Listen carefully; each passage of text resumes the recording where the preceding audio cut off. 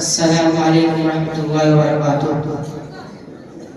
الحمد للہ الذی کفا والصلاة والسلام علی رسولہ المصطفى، اما بعد فقد قال اللہ تعالی ان الارض يرثها عبادی الصالحون۔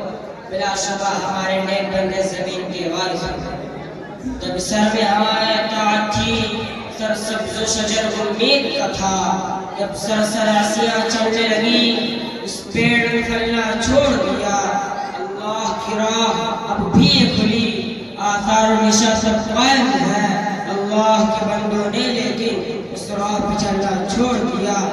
ذرا آپ اس زمانے کا تصور کریں جب ایک تنہا ایک 40 سالہ انسان نے اسلام کی آواز بلند کی، اور صرف 23 سال میں وہ آواز اتنی دور پہنچ گئی کہ تاریخ اس کی مثال دینے سے قاصر ہے۔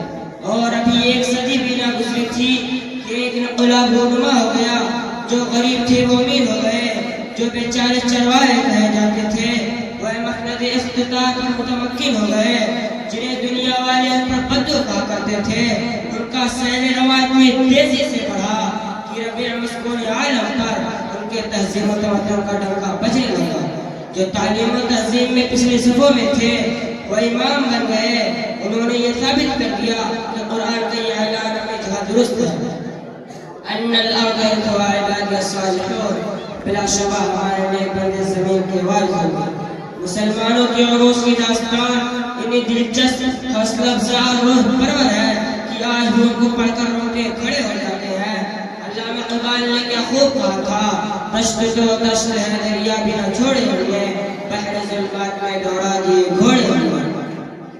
ایک وقت تھا جب مسلمانوں کی شوکت و سطوت اور رعب و ہیبت کا ڈنکا بج رہا تھا، چار دانے عالم میں ان کی عروس کی داستان پر زباں تھی۔ وہ نیک تھے، راست باز تھے، صاحب صلاحیت تھے، موجد تھے، محقق تھے، علم دوست تھے، اور سب سے بڑی بات یہ تھی کہ ان کے دلوں میں خدا اور رسول سے اتنی محبت تھی کہ جتنے اپنے مال و دولت اور اہل و عیال سے بھی نہیں کرتے تھے۔ یہی وجہ تھی کہ وہ جدھر رخ کرتے انہیں فتح ہی نصیب ہوتی، وہ جس طرح زمین پر قدم رکھتے وہ ان کے قدم چومنے کے لیے بے قرار نظر آتی تھی۔ سچ کہا کہنے والوں نے، جدھر رخ کیا سلطنت زیر فرما، جدھر آگ اٹھائی ممالک مسخر، مگر وہی قوم ذلیل و خوار ہو رہی ہے، وہی اسلام کے نام لے میں آج پہ در شکستیں کھا رہے ہیں، چین سے لے کر افریقہ کے سخت تک، جہاں دیکھے مسلمان زندگی کے میدان میں شکستیں کھاتا چلا جا رہا ہے۔ آخر کیوں؟ کیا ہم نے اس کو کبھی سوچا؟ سوچئے سمجھئے، اور ظاہر ہے کہ جن صفات نے ہمیں ترقی کے منازل طے کرائے تھے اور جن خوبیوں نے ہمیں بام عروج تک پہنچایا تھا، وہی خوبی اگر ہم پھر سے پیدا کر لیں تو یقین رکھیے کہ ہم سب جلد کامیاب ہوں گے۔ آخر میں وہی شعر پھر سن لیں تاکہ آپ کا ذہن تازہ ہو جائے۔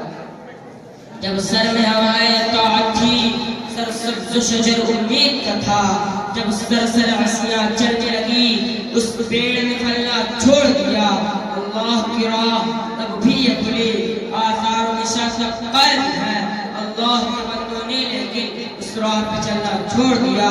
وآخر دعوانا